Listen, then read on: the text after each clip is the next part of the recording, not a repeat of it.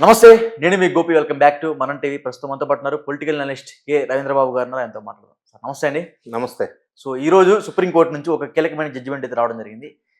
Suppose మనకి marriage అయింది. మన భార్య వేరే వాళ్ళతో అక్రమ సంబంధం పెట్టుకొని వాళ్ళతో పిల్లల కన్నా సరే దానికి పూర్తి బాధ్యత మొత్తం తండ్రి వ్యవహరిస్తున్నట్టుగా అయితే సుప్రీంకోర్టు యొక్క జడ్జిమెంట్ అయితే పాస్ చేయడం జరిగింది. సో అదేవిధంగా గతంలో మనం చూసుకోవచ్చు, ఈ విజయసాయి రెడ్డి శాంతి ఇష్యూ కూడా విపరీతంగా వైరల్ అయిపోయింది. శాంతికి ఒక చిన్న బాబు పుట్టాడని, దానికి కారణం విజయసాయి రెడ్డి అని పెద్ద ఎత్తున వార్తలు వచ్చాయి. కానీ సుప్రీంకోర్టు జడ్జిమెంట్ కంపేర్ చేస్తే దానికి కారణం శాంతి భర్తే అవుతారు కదా. సో దీనికి మీ విశ్లేషణ? ఈరోజు భారతదేశం మొత్తం కూడా ఒక చర్చనీయాంశమైన టాపిక్ ఏమంటే సుప్రీంకోర్టు ఈ మధ్య కాలంలో వెలువరించిన జడ్జిమెంట్. దీని మీద బాగా చర్చలు జరుగుతున్నాయి. ఇది నాకు గుర్తుండే సబ్జెక్టు కరెక్షన్ కేరళ రాష్ట్రానికి సంబంధించిన ఒక కేసులో సుప్రీంకోర్టు ఏమి కీలకమైన జడ్జిమెంట్ ఇచ్చిందంటే, జడ్జిమెంట్ ఇవ్వడానికి బ్యాక్గ్రౌండ్ ఒకసారి మనం ఆలోచిద్దాం. ఈ మధ్యకాలంలో దురదృష్టవశాత్తు అక్రమ సంబంధాలు పెరిగిపోతున్నాయి. చాలా మనం చూస్తూ ఉన్నాం. మన టీవీలోనే మనం ఈ చాలా సందర్భాల్లో చాలా టాపిక్స్ మీద మనం చర్చలు చేశాం. అవును. ఎందుకంటే అక్రమ సంబంధాలు విపరీతంగా పెరిగిపోతున్నాయి. రోజుకు ఒక కేసు వెలుగులోకి వస్తుంది.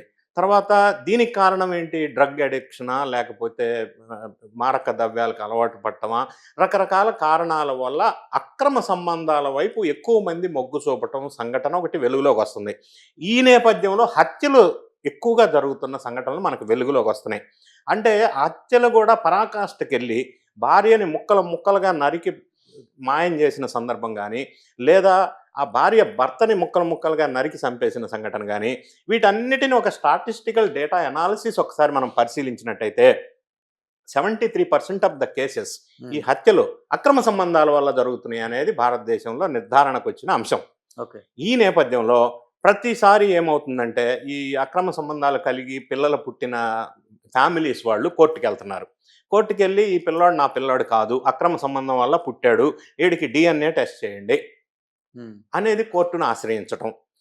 దీనివల్ల ఏమవుతుందంటే, ప్రతి ఒక్కడు ఇదే ప్రాసెస్ అవలంబించటం వల్ల ఇది అన్నెసరీ హెడేక్స్ అవుతున్నాయి ప్రజల్లోని కానీ, అధికార యంత్రాంగంలో కానీ. దీనివల్ల ఒక నిర్ణయం తీసుకోవాల్సి వచ్చినప్పుడు ఒక కేసు విషయంలో సుప్రీంకోర్టు ఏమందంటే, పిల్లవాడు కానీ పిల్ల కానీ అక్రమ సంబంధం వల్ల పుట్టితే కూడా ఆమెకి ఎవరైతే భర్త ఉన్నాడో తండ్రిగా అతన్నే పరిగణించాలి. ఓకే.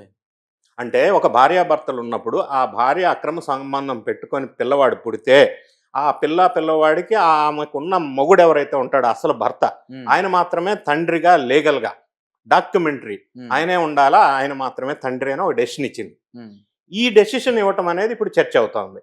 దీన్ని మనం ఒక్కసారి గుర్తుకు తెచ్చుకుంటే, విజయసాయి రెడ్డి అని చెప్పి గతంలో ఆంధ్రప్రదేశ్ రాష్ట్రంలో A2గా ముద్రపడిన వ్యక్తి.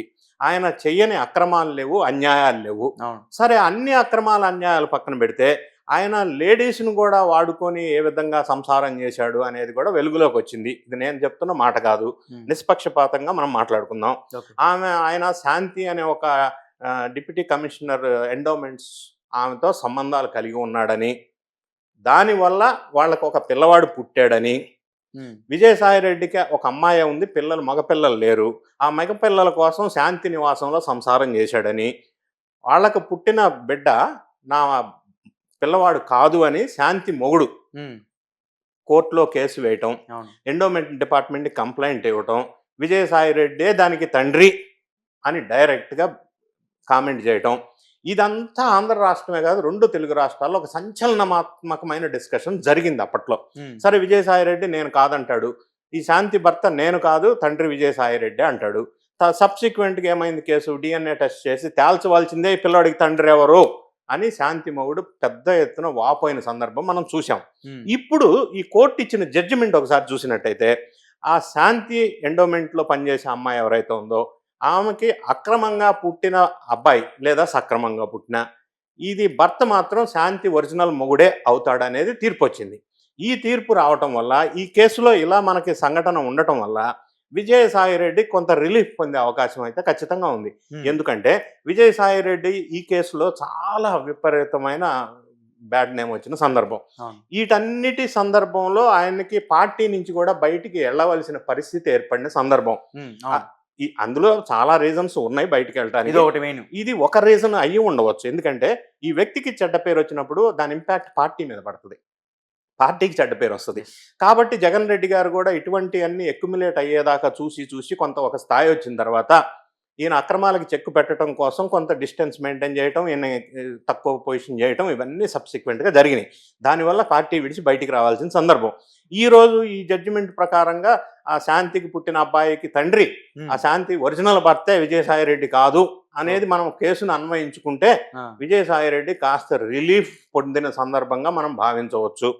ఇంకొకటి, ఇటువంటి కేసెస్లో ప్రతిసారి కూడా ఇటువంటి కేసులు రిపీటెడ్గా రావటం, డిఎన్ఏ టెస్టులు చేయమని అడగటం, వీటన్నిటికీ కోర్టు ఫుల్ స్టాప్ పెట్టిన సంఘటనగా మనం చూడవచ్చు. డిఎన్ఏ టెస్ట్ చేయమన్నారు అంటున్నాడు, అతను ఇప్పటికీ అడుగుతున్నాడు. కాకపోతే దీనివల్ల ఈ కోర్టు జడ్జిమెంట్ ఎంతవరకు కరెక్టు అనేది ఒక చర్చనీయాంశం. మరి ఆ విధంగా అక్రమం పుట్టినాడు ఒరిజినల్ తండ్రి అంటే అతను ఒప్పుకాడు కదా, అతని మనోభావాలు దెబ్బతినే అవకాశం ఉంది కదా. సో ఈ judgement itself is a debatable judgement. అంటే సుప్రీంకోర్టు ఇచ్చిన జడ్జిమెంట్ని నేను విమర్శించటం అని అనుకోవద్దు, మిస్అండర్స్టాండ్ చేసుకోవద్దు. కాకపోతే కొంతమంది మనోభావాలు దీనివల్ల దెబ్బతినే అవకాశాలు ఉన్నాయి. కొంతమందికి ఉపశమనం కలిగించే అంశంగా కూడా దీన్ని చూడవచ్చు. ఫర్ ఎగ్జాంపుల్ విజయసాయిరెడ్డి ఈ విధంగా దీన్ని పరిగణించాల్సిన అవసరం ఉంటుంది. ఓకే సార్, ఇంకోటి, దీనికోసమే మొన్న బెంగళూరు ప్యాలెస్లో ఆయన కొట్టారు, ఇటువంటి పెద్ద ఎత్తున ఆరోపణలు ఇతని మీద ఉన్నాయి, దీనివల్ల పార్టీకి చెడ్డ పేరు వస్తుంది, ఇంకా ఆర్థిక కుంభకోణాల్లో రావాల్సిన బ్యాగ్ కూడా ఇవ్వలేదని, ఇదొక కారణం అదొక కారణం కలిసి ఆయన చితకబాదారని ఒక వార్త వచ్చింది. అది కూడా దీనికి సంబంధించిందన్న. అంటే ఇక్కడ రెండు అంశాలు. బెంగళూరు ప్యాలెస్లో ఇటువంటి సంఘటనలు జరుగుతుంటాయి. ఆ ప్యాలెస్ ఉందే అందుకు. అవునా?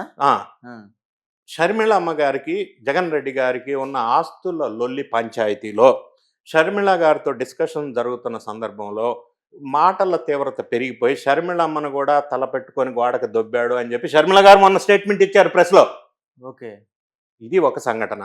విజయసాయిరెడ్డి గారు ఏదో కొన్ని సంచులు అక్రమంగా సంపాదించిన పైసలు తీసుకురమ్మని జగన్ గారు చెప్తే ఆయన ఏదో కొన్ని హైడ్ చేసినట్టుగా, ఆ దృష్టికి జగన్ రెడ్డి గారి దృష్టికి వచ్చినట్టు, దానివల్ల ఆయన చేసుకున్నట్టుగా కొన్ని వార్తలు బయటకు వచ్చినాయి. సబ్జెక్టు కరెక్షన్ మనం చూడలేదు. కానీ ఈ అంశాలు బయటకు వచ్చిన నేపథ్యంలో విజయసాయిరెడ్డి అక్రమ సంబంధం అనేది ఇది ఏదో అడిషనల్ పాయింట్. ఆయన పార్టీ నుంచి బయటికి రావడానికి ఇవన్నీ రకరకాల కారణాల వల్ల ఆయన పార్టీ నుంచి ఈరోజు ఈ పరిస్థితిలో బయటకు వచ్చాడు. సో ఈ జడ్జిమెంట్ విషయం మనం తీసుకున్నట్టయితే ఆయనకు కొంత ఉపశమనం కలిగించే విధంగా ఉండవచ్చు. అంటే ఆ వైఎస్ఆర్సీపీలో విజయసాయిరెడ్డి అంటూ చాలా మంది ఉన్నారు. రాంబాబు చూసుకోవచ్చు, లేకపోతే వైజాగ్లో మన ఓడిపోయిన ఎమ్మెల్యే కావచ్చు అవంతి శ్రీనివాస్, సో ఇలాంటి వాళ్ళు చాలా మంది ఉన్నారు. సో వాళ్ళందరూ కూడా ఉపశమనం. అటువంటి వాళ్ళకి ఇప్పుడు మీరు అన్నట్టు రాంబాబా కాంబాబు ఏదో పేరు ఉంది, గంట వస్తావా అరగంట వస్తావా, ఇటువంటి మనం మాట్లాడలేము. మనలాంటి వాళ్ళకి మాట్లాడటానికి కూడా అసభ్యంగా అనిపిస్తుంది. వైఎస్ఆర్ కాంగ్రెస్ పార్టీలో ఇటువంటి వాళ్ళకి పెద్ద అడ్డా. ఓకే, కాబట్టి అటువంటి వాళ్ళు కూడా ఉపశమనం పొందొచ్చు. ఆర్ అదర్వైజ్ ఈ మధ్య కాలంలో వస్తున్న మిగతా వాళ్ళకు కూడా కొంత దీన్ని విశ్లేషణ చేయాల్సి వస్తుంది. ఏదేమైనా జడ్జిమెంట్ మనం అది కరెక్టా ఒప్పా అనేది మనం డిబేట్ చేయలేం. కానీ దీని పర్యవసానం మాత్రం ఈ విధంగా ఉండే అవకాశం ఉంది. ఓకే సార్, థ్యాంక్ యూ అండి. Thank you.